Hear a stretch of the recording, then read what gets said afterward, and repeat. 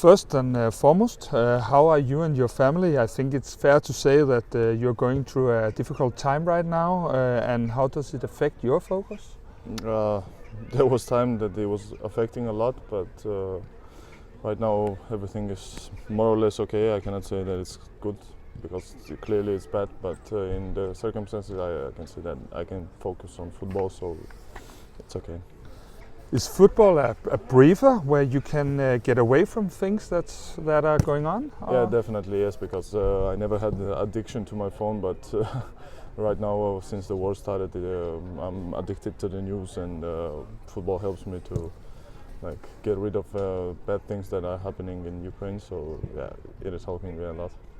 If we turn to the football pitch, the team has a new coach, and it looks like the defense is working better. A lot of changes, especially I think it was a mental change that Nice brought to the team, and so far, even with so many injuries and so many people out, I think we are doing okay. Obviously we need to be in better position in Superliga, but every game I think we are getting better, and we are on the right path. So we must say that coach worked a lot, and also since we lost so many games, also the players gathered themselves, and we started to defend like we did it last year when we were champions. But something tactical as well? I must say that he didn't change a lot in work of defensive line, but midfielders changed the way they work, so it makes easier our job.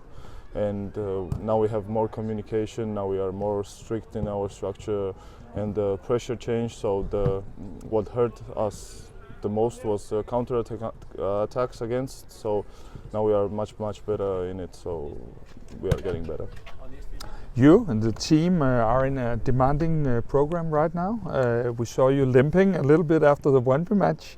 Was that just an old man walking, or how's your physical condition? Yeah, I mean it's everything together. I'm not young anymore, but I'm still limping. But it's just a small injury that I can handle with painkillers. So I'm just training without the painkillers, and that's why you can see on the training ground maybe I limp a little bit more, but it's completely fine when you have a schedule like this. So no problem from the rest of the autumn as things are right now? No. I'm the only one the fighter left, because Dennis is out, Cornelius is out. So with so many injuries, I cannot afford to rest with a small injury. Thank you, David. You played a lot of big matches, but was the match against Manchester City the biggest in your career when it comes to atmosphere, the opponent, and the fact it was UEFA Champions League? I need to be honest with it. I have two matches in my career that I love the most, and first one is City, because the atmosphere that was on Parken was incredible. Even though we didn't win and we played 0-0, but it's a good result. And the second one is away game against Real Madrid, because I'm a Real Madrid supporter from childhood, and to beat the club that you supported from the childhood was amazing. Of course. David, FC Copenhagen has always been known for having a great dressing room. Can you please tell us how this is compared to your previous clubs?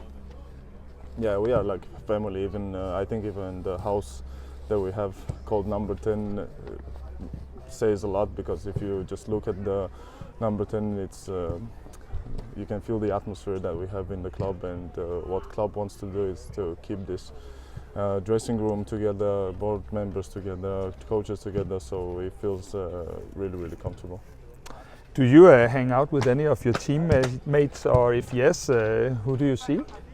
Yeah, most of the time I see Grabara's family, and also with Dennis. I cannot say that I go a lot from house, because especially now when we have such a difficult schedule, it's just when I have a day off or half a day off after the training, I just go home, try to rest as much as possible, and stay with my family. Copenhagen is, this is just Kevin Dix being annoying as always. He does this all the time.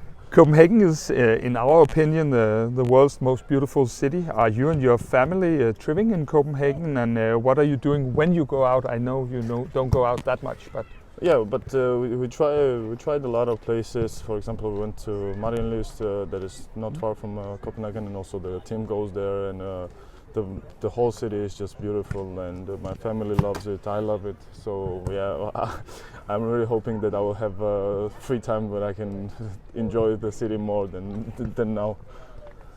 We Danes sometimes forget how fortunate we are to be living here. How do you experience living in Denmark?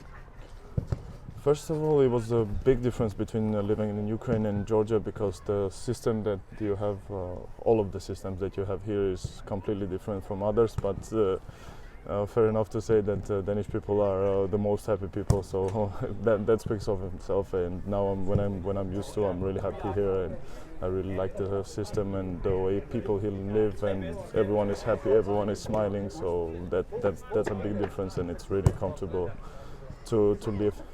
And it's not difficult to adopt, let's say it that way. Glad to hear that, David. We're just love having you here in Copenhagen, and we love to see you defending the FCK jersey in the best way every time you enter the field. Thanks a lot for your time, and say hello to your wife and give her a hug when you get home, okay? Thank you. Thank you.